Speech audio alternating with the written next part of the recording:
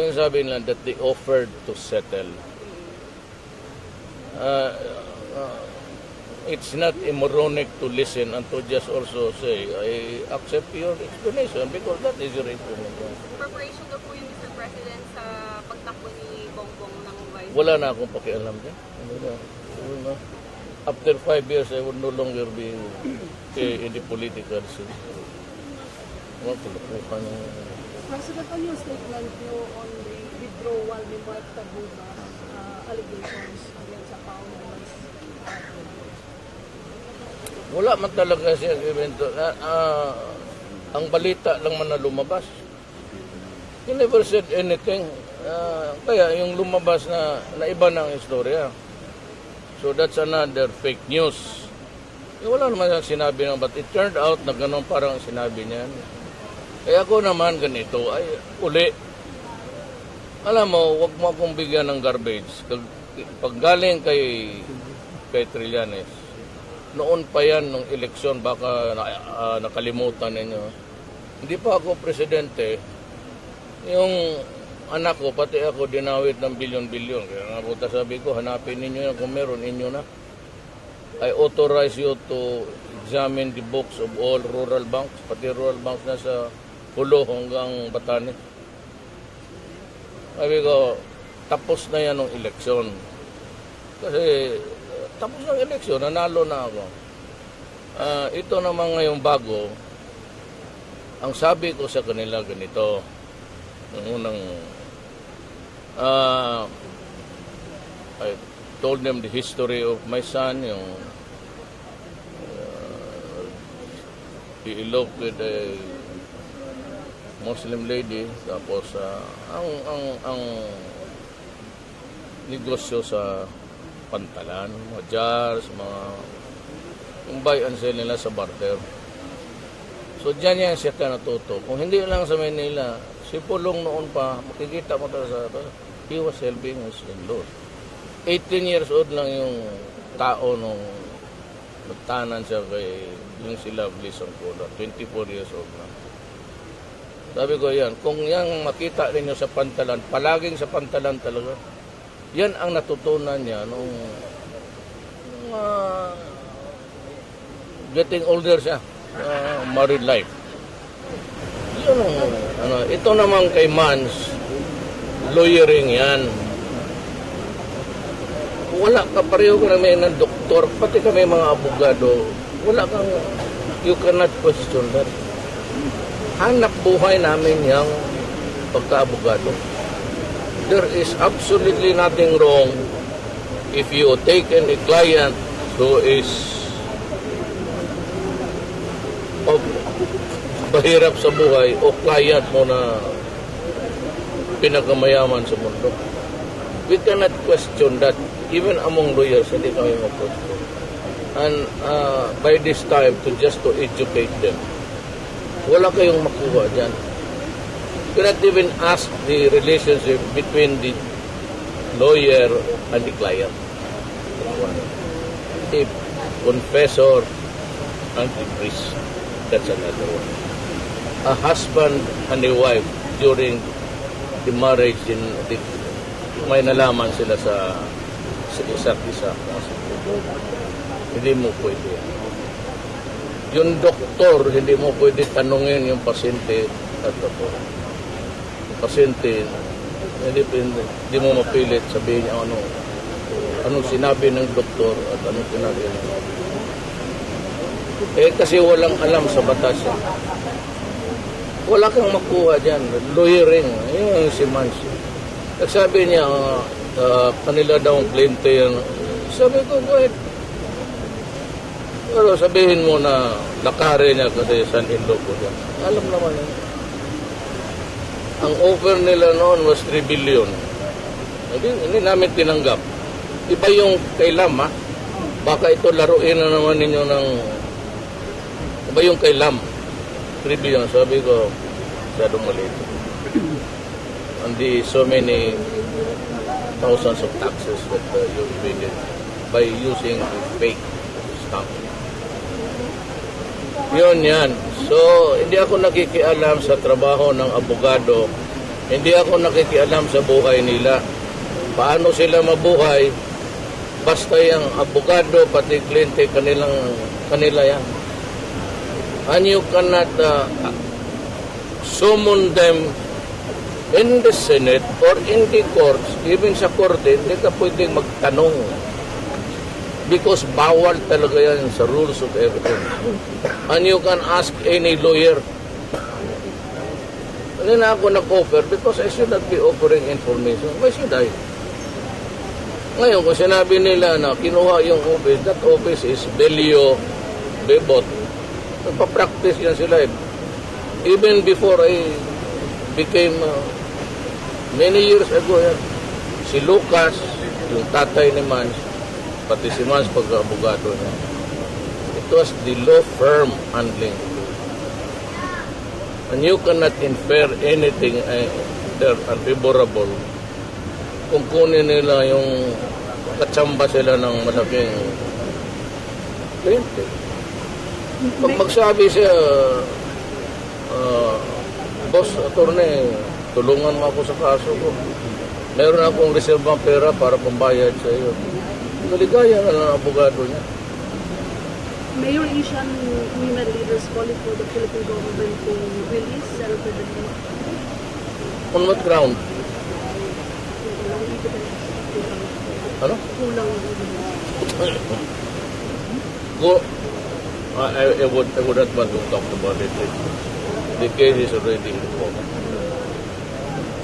Mr. President, Mayor, bakit hindi tanungin si Trillanes saan galing yung kanyang funds, no? In his fishing expedition.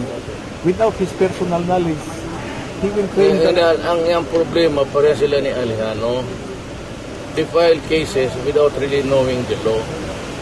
Yung kay Trillanes naman, ABC, sinabi ni B na si C daw ang nagsabi sa kanya. That's not evidence. Yung pasa-pasa. Sinabi na na yun raw siya. But they persist because either they're dedicated to their ignorance. Ito si Nograles, political ISIS. All that they have to do. Wala man siyang talent. Cannot go even... He does not even know between a Democrat and a member of a party.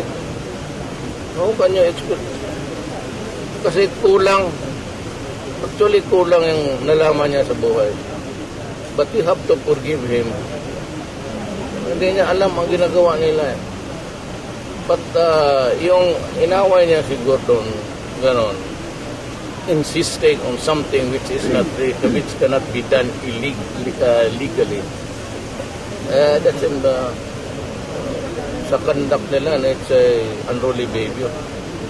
And he can always be punished for that and even ousted from the Senate. Ipipilit mo yung illegal na hindi naman talaga pwedeng gawin. Mr. President, former House Speaker Nograles apologized sa inyo kanina. So hindi naman kailangan yan because actually, ano lang yan yung pagkalapag kami sa politika. But eventually, sinuportahan niya ako kasi it was to the best interest of Davao. Yung congressman, pati yung mayor, tumakbo ako ng presidente. Suportado. Pero yung balik ako kay Trillanes, ako instead of pati yung nagtawag sa akin ng murong, alam mo, these are the guys who really do not know anything. Except just to, kunwari, to be acted. I never said that malaki pa yan. Kung totoo yan, if there's really sincerity in everybody's heart, we have to start with Congress. You know, Congress must authorize. Then it should be the Central Bank of the Philippines and the Secretary of Finance. Ang kayang mahilap kasi nito, knee-jerk, yung mag-react pa kunwari na wala namang alam. The President cannot, it has to be the law. And the law must come from Congress, not from me. I cannot say with finality na ito ang mangyari because there will be so many stages yan. If it's an arbitration, kasi ariglo, it would undergo an arbitration. Kung totoo talaga. But Congress must authorize because that is money to be recovered by the government of the Philippines. And that was the offer. That was the rationale of the governor when he offered. I accepted na the explanation na gusto na namin na matapos. Dumating itong isa, tinawag ako muro na, putang ina mo kang pera talaga pala to. Narinig lang niya na may ariglo na nagwala na. So I cannot help you guys. It's not that easy. Just because I was listening and I accepted her explanation na kung bakit gusto na niya, it's high time that these things are.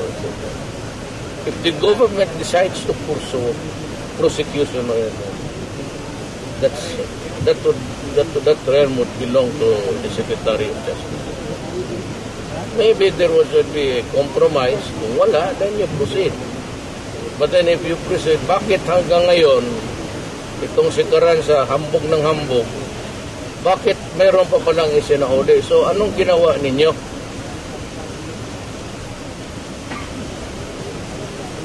Kaya tinitingnan ko yung PCGG. Hindi lang yan. Just because you recovered a few millions, sabihin mo na nagtrabaho na kayo. Kulang ang trabaho ninyo. Eh bakit hindi nga nakita ito ngayong ino-offer nga ni ibigay? He is not ready to announce na ninakaw yung pera. This is yung pinagdudahan, pag-usapan. That I accepted. But when the proceedings should begin, we should start with. Well, it's the people who will decide it through the representatives. So the representatives, kaya nila called representatives, because they represent the people. Because we should be deciding our own fate, but since not all the people can be accommodated in one building, you only send representatives. Kaya tawag na sa congressman, representative. Marami pa kasing, akala ko kasi itong ang edukado na pretending to know. Hindi ganun yung when I say that I accepted the undo immorality. Idioto ka pala eh. You must be so from a moron to an idiot and telling you you're an idiot. Because you pretend to just blurt out anything without using the gray matter between your ears, and that is your brain. Wala ka niya. Yung masaban IQ, I think, for the normal is 64. Ang IQ niya siguro mga 6 lang 7. Bubuga ng calling people, ganyan. Hindi mo naman inisip na wala kang pinag-aralan pala. Hi, sir. Sir, can you expound more on the yung spillover, sir, sa Bundong Makinang, sir? Meron dito. So, yun, to ease the pressure, mayroon na skirmishes every day. And I don't know how this thing will develop, but I'm watching. Anyway, I have until the end of the year to contain all of these things. But I would like to report to you officially that we will be pursuing yung MI pati MNF peace talks. Sabi ko na nga sa buong bayan, ako na yung presidente nagsasabi sa inyo, if we cannot reconfigure a political structure to suit everybody's needs and fulfill their demands because it is really valid, Mindanao will be at war for all time. And I hope it will not be the coming of the ISIS, just like itong si Trillanes, yung political ISIS. Walang alam, basta gusto biralan ng bira. Akala niya, tama siya. ang nakakatawa dyan, kasi when he talks, it is as if talagang alam niya ang batas. Sino ang patawagin mo? Ako, ang advice ko kay Pulong, punta ka doon. Then pagdating mo question, sabihin mo lang, no, I will not answer you. I'm invoking my right of silence kasi noong election pa, hindi pa presidente tatay ko, binagbira muna kami. So, if you want evidence, Mr. Tririling, do not get it from the mouth of other people. Go somewhere else. Do not yung tinitira mo, gusto mo ring ipitin. Hindi ka abogado, hindi ka marunong yan. Ang sagot sa iyo, I will refuse to answer your question because it will intend to incriminate me. Why? Because election pa lang, binibira mo na ako. You have already assumed that I am guilty. So what's the point in answering you? So you might as well invoke the right to silence. Pareho sila ni Paildon ako, magtinginan na lang kayo dyan. You cannot punish a person or take any inference. Yan magsabi, silence is means consent. When a person invokes a constitutional right, you cannot infer anything wrong there. Perfectly all right, and you cannot force a person to question. Huwag mong gamitin yung contempt. Hindi yan, kasi hindi, ang tao pwedeng hindi talaga. So kayong mga next batch na kay Trillanes na supina, all you have to do is to send a letter. We are not answering your questions. I will not submit to an investigation. For what? You are on a fishing expedition. Pero kung may gusto kang malaman, huwag mong kunin sa bunganga. Kung gagaw ka pala, hindi maghanap ako sa hanapin kung totoo talaga yan. So that is all there is to it. So I bother asking a lawyer and asking a plain citizen or a vice mayor for that matter na inassume mo na sila publicly yun ang behind the above group. Sino ba may gusto magsagot sa iyo? Pwede sabihin ko lang, the right to remain silent is really complete. So, for what purpose? For harassment. Ikaw pong harassment, wag mo na lang sabihin mo kaya, ang problema niyan, the processes of the Senate has been degraded. Parang it looks cheap now. Ako ang padala mo na sabihin ko, shit. What's your purpose? To investigate? Kayong tatawagin all you have to do is say, no, we will not answer you. I will not answer you. I will invoke the right to remain silent. Period.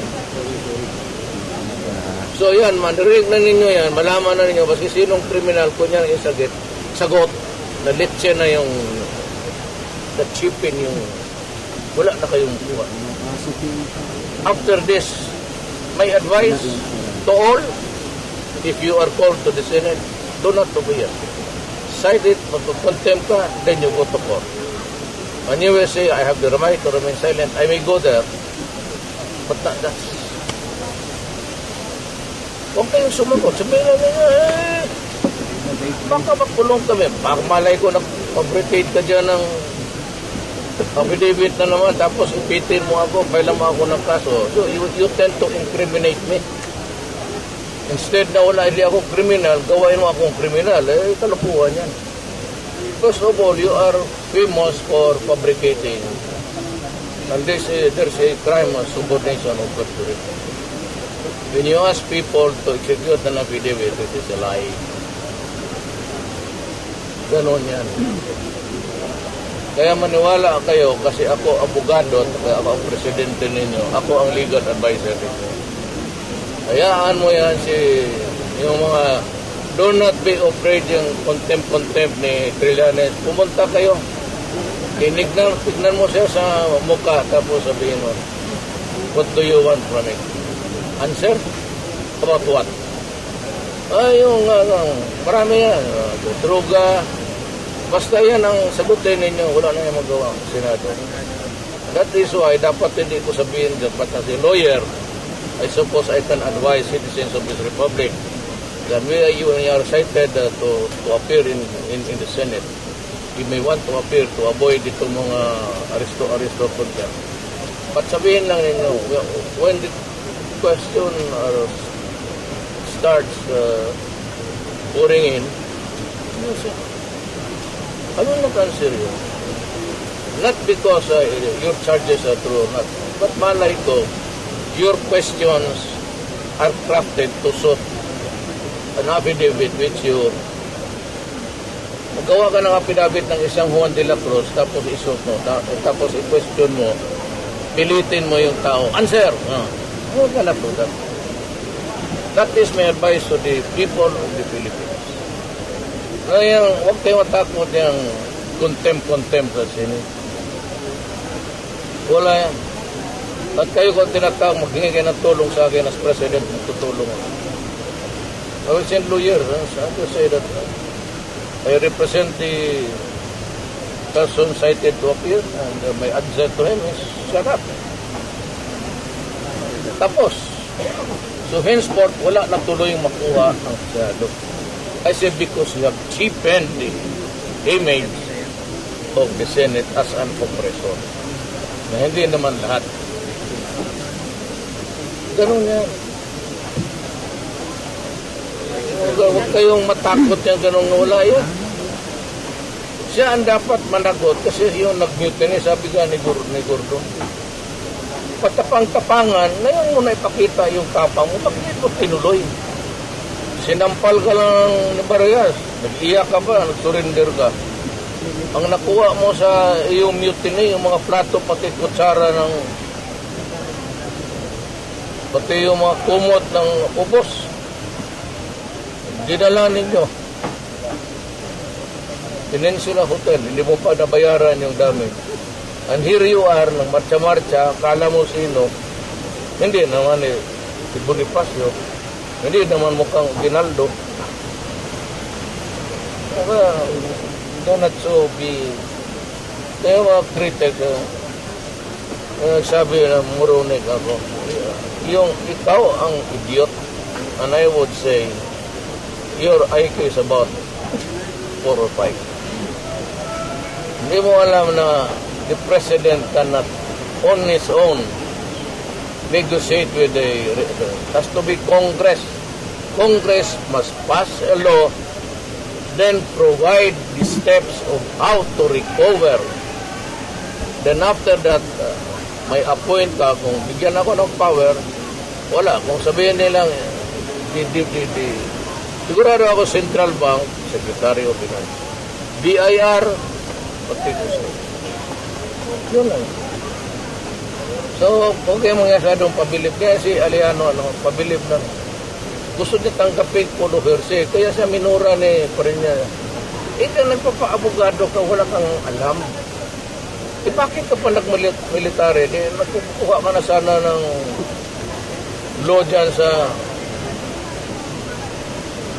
Ayaw ko kung papasa ka sa entrance dyan.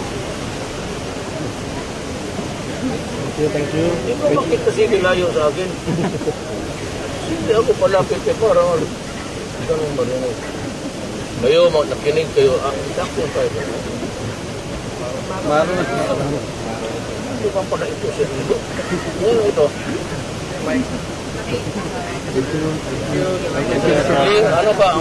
Ano bang misgiving kayo about it? Sir, nagbigay ka ng advice kay Paolo. Nagbigay ka ng Wala, hindi kami nakita.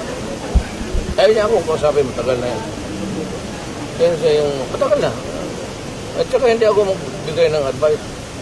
Alam niya yan. Kung nakinig siya, may idea na siya anong gawin niya. Gusto niya pumunta siya doon. Pero ang problema, pagkahiyaan. Sabi niya ka lang, bakit sumon mo ako? Where's your evidence? Bakit mo ako pinatawag? Diyan sa newspaper na grupo ng Davao. Ito lang ebidensya mo. Tapos patawagin mo, gagastos pa ako ng eroplano para lang makinig nitong isang terrorizing the people. Kaya I'm forced to tell, to give you the advice. One day, at the media, you might be cited. Kung tingin mo nasa alangan, I will not. Sir, You can go to court if you want. yung warning nyo kanina na the next big problem siguro is about the ISIS trouble. Can you give us an idea kung gaano daw kalawak or katindi yung recruitment nila? Look, I've been explaining to you. The ISIS is being cornered into the coastal towns of Algeria. Natutulak na sila, Syria. Once they lose mass base, wala na sila mapunta. Papatayin talaga sila. Alam mo na, Arabo, will be executed. Sisibat na yan. And then because they have access in some countries, bigyan na lang sisipot kagaya nung sa Marami. Pero anong mode ng recruitment nila sa dito? I don't know how fast, but I have to talk to the President of Widodo. We have agreed that we will talk, the three of us, si Najib sa Malaysia. Kung naghintay lang kami ng timing, if it can be near the Philippines or Sabah might be a good avenue, or Jakarta, but it could be a long haul actually. Probably what would be the area of discussion? In probability, a joint, in all probability, it will be a joint parang task force. And I will open my borders to the Malaysian authorities and the Indonesian authorities. And I will be given an access. Kung may hinahabol kami, tapos sabihin mo lang wala ng panahon, tirahin mo na lang dyan. Even if it's a Filipino, doon sa Indonesia, tirahin mo na. Or Indonesian dito, they'll give it to banata mo. So how soon will be the discussion? I have yet to, but they're doing it already. But to formalize an agreement, we have to meet face to face and agree on an agenda for the talks. But I said I can only maybe be there for about a day or two. At this time, I cannot. I do not have the luxury of time because I have a serious problem here. And I've been to Marawi several times. I intend to go there hanggang matapos ko. It cost us a lot in terms of money. Marami akong sundalo na patay. Pati police.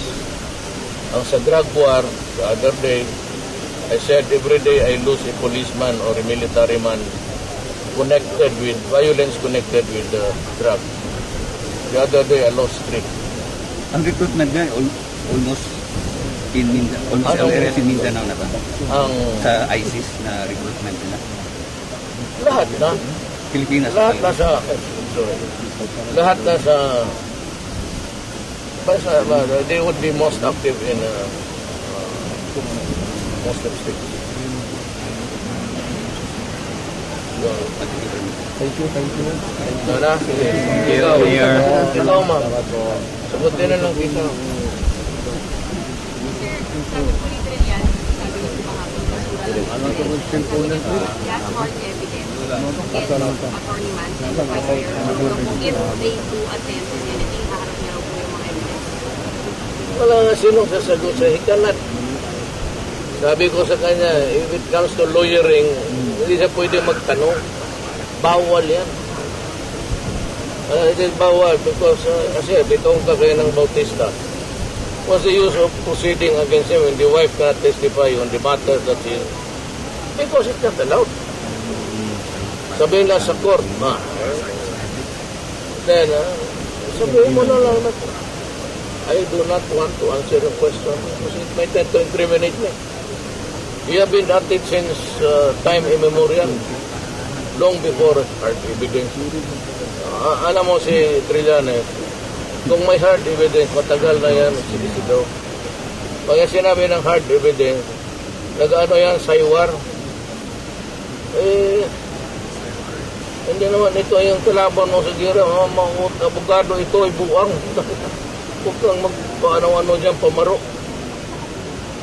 Kung what you're higit, i-confront mo, sabihin ng tao, kasi yung abogado. At po kayo, kasi sinali niya yung lawyering ng son-in-law ko. Kung sabi niya, tinuro mo nang kami pala ang Davao Group, sa bakit pa ako sasagot? Pag sabi ako, ito ba yung ebidensya mo? Ewan ko, saan mo nakuha yan? That's garbage.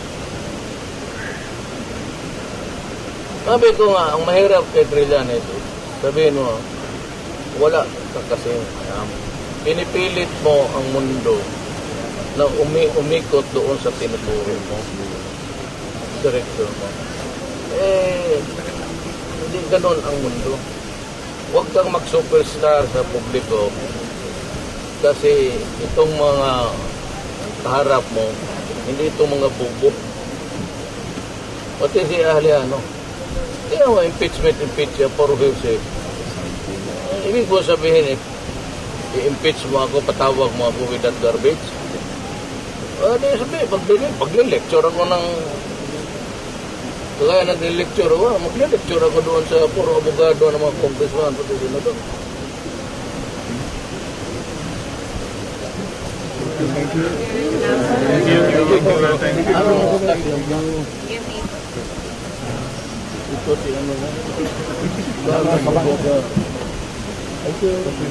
Kanina pala yan. Kangayo pala ng connection mo. Jimmy, Sinal. Thank you. Cellphone. Sinin. Cellphone. Salamat. Sinal, Jimmy.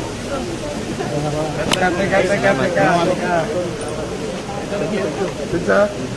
Oh, nasa na mic nila.